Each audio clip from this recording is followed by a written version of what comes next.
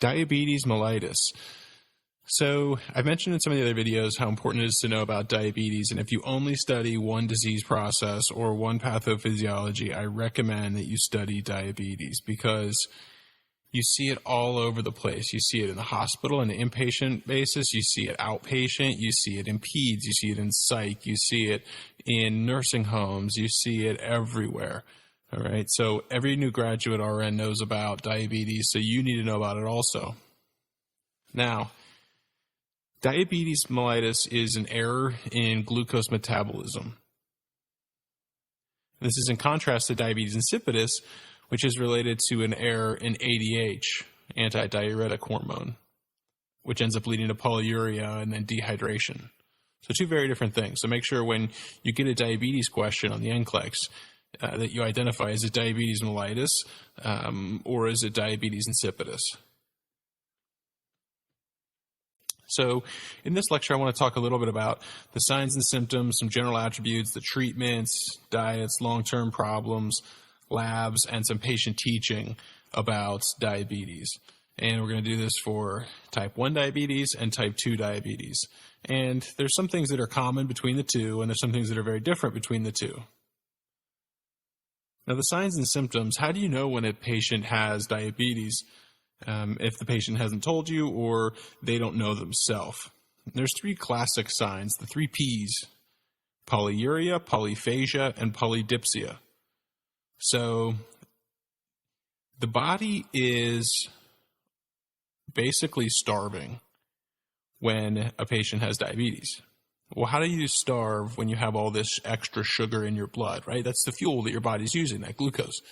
Well, your body's starving because at a cellular level, the cells can't function because they don't have the sugar, because the insulin, which is the key to open up those cells, has not done so. So there's plenty of food, it's just not available. It's like having a ton of food in the pantry, but having the pantry door locked. You need that key to open it up to get access to it. So that's why they have polyphagia, because the cells are telling the brain, I'm hungry, so the brain starts eating, and it doesn't realize it has all that fuel there. Then you have polyuria, because the patients typically have polydipsia. They're very thirsty. Their body is trying to dilute all of this sugar that's building up and all the waste products that are building up. All right. So that's why you have polyuria, polyphagia, and polydipsia. It's common amongst type 1 diabetes and type 2 diabetes. So the general attributes of type 1 diabetes are these basically patients that don't produce any insulin. Okay, so they're basically fat burners. They're burning fat, turning it into ketones that the body's able to use for fuel. The brain uses the ketones, and the rest of your body will burn those ketones also. And they are insulin dependent. It's sometimes called juvenile onset, though that's not always the case. You don't always see that name used. And they are also ketosis prone. So they're prone to going into ketosis because as those cells are saying, I'm starving, I don't have any glucose, they turn to the body's fat stores and break that fat down into ketones that they're able to use, some of which then spill over into the urine. And if those ketones are building up enough in the body, those ketones are acidic. Okay, so that's where you hear the term ketoacidosis, because that patient's pH falls below 7.35 into an acidotic state, and the patient is basically having extra ketones in their body. So, type 2 diabetes, well, those are often referred to as non-everything else in type 1. So they're non-insulin dependent, they are adult onset, and they are non-ketosis prone. Okay. Because these are people who, type 2 diabetes, they do have some insulin production. It's either that their body can't produce enough insulin, or that the body has gotten too large for the amount of insulin that the pancreas is able to produce, or that the cells have become resistant to insulin. And that's very often the case. So what's the treatment? Treatment's different for the two diseases. The treatment for type 1 diabetes is insulin, exercise, and diet. Okay, we treat type 1 diabetes with insulin, exercise, and diet. And type 2 diabetes, what do we treat that with? Well, we treat type 2 diabetes with the diet, exercise, and oral agents, oral hypoglycemics. Right? Things like glucophage or metformin. So, diet-wise, what do we do for these people who have type 1 and type 2 diabetes? They're going to have a calorie restriction. Right? And a lot of places, including the NCLEX, talk about a calorie restriction. It really should be a carbohydrate restriction. Very rarely do people have trouble with glucose metabolism if they're having enough protein in their diet. Adding a little bit extra protein isn't going to affect a whole lot. But if you add a little bit extra carbohydrate to these people, their blood sugar is going to go up.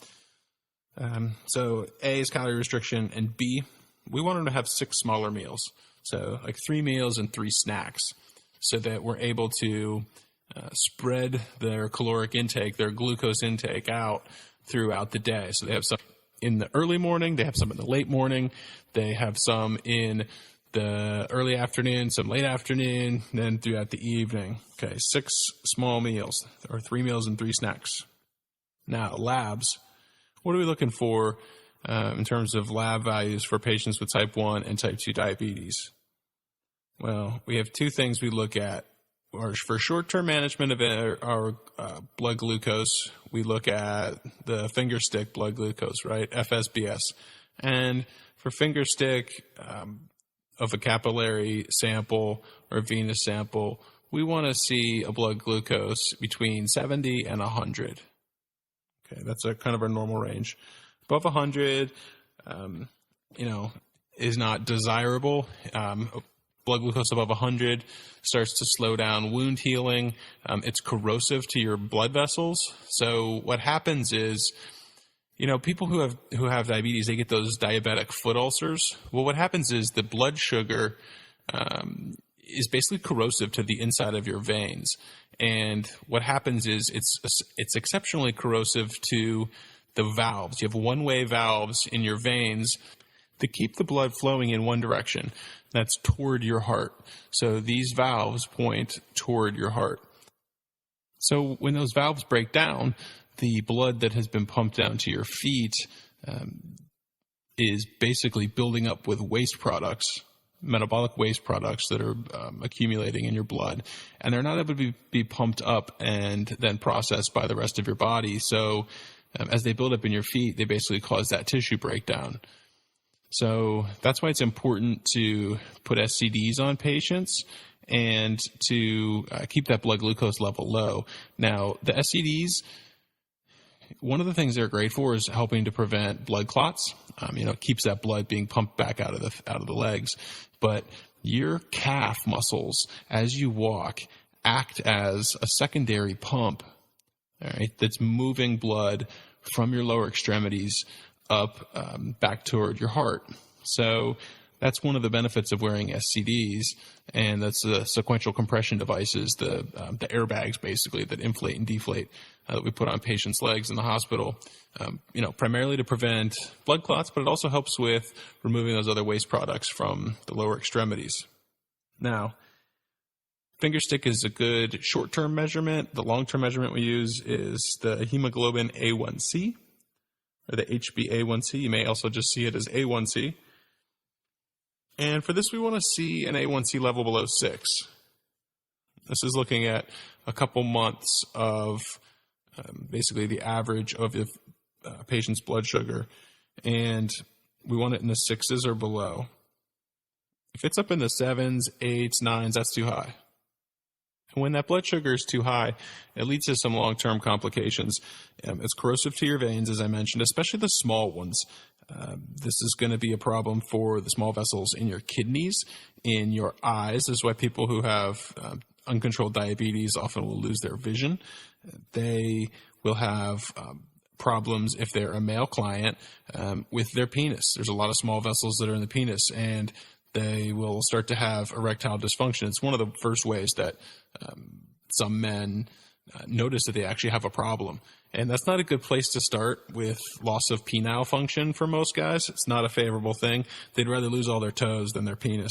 So whenever I'm teaching a male patient, about managing their blood glucose, and we're teaching them why this is important, that's one of the things that I'll mention to them. So we don't want to have to replace your kidneys. I can't replace your eyes, and you don't want to lose function of your penis. Then the other thing is they will can develop those diabetic foot ulcers, start to lose toes, portions of their feet.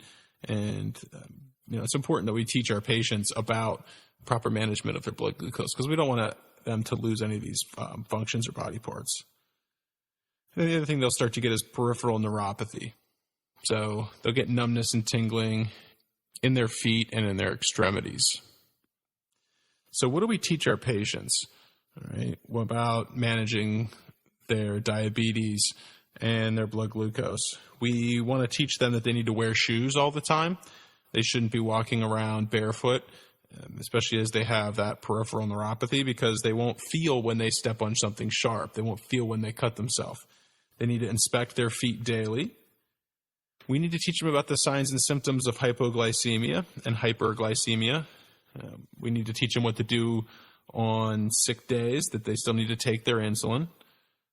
We want to teach them about insulin use, when to increase or decrease the amount of insulin that they're using. And we want to teach them that they need to wear an ID bracelet stating that they are diabetic, so that when someone strolls up on this person when they're unconscious because they've taken too much insulin, they know why. We need to teach these patients that they need to stay away from fad diets. They can play havoc on your blood glucose level, and they may end up taking too much insulin if they're on some crazy cabbage diet or something silly. They need to carry glucose with them every day, some form of sugar, so that if their blood sugar starts to drop, they have something they can pop in their mouth, some candy. They need to have an annual eye exam. And we want to tell them that they should not skip taking their insulin. And they want to make sure that they have adequate supply of insulin so that they don't run out. So that's the stuff that we want to teach them. So big takeaways. The stuff you want to focus on for studying for diabetes is to remember that diabetes mellitus is an error in glucose metabolism. You want to know the signs and symptoms. You want to know how to treat them, right? So we're treating type 1 diabetes with insulin, exercise, and diet. Or if you rearrange those, it'll spell DIE, D-I-E, diet, insulin, exercise. And then type 2 is you're going to treat those with diet, exercise, and oral agents. Then you want to tell them to eat a bunch of small meals, not big meals. You want to teach them what they need to watch for in their labs. And you want to teach them that if they don't manage it, they're going to have poor tissue perfusion and peripheral neuropathy, particularly in body parts with small vessels, so your eyes, kidneys, toes, penis. And lastly, we want to teach them how to take care of themselves so that they're safe, so that they're wearing shoes, so that they have proper ID, and so that they have the knowledge that they need to know when they're going hypoglycemic and to be able to treat themselves with some type of sugar. Right? So that's the highlights of diabetes. And make sure you also study insulin, the lecture on insulin, and the complications of diabetes. So high blood sugar and low blood sugar, what to do, because that's also stuff that we want to teach our patients. And that's all we have for diabetes.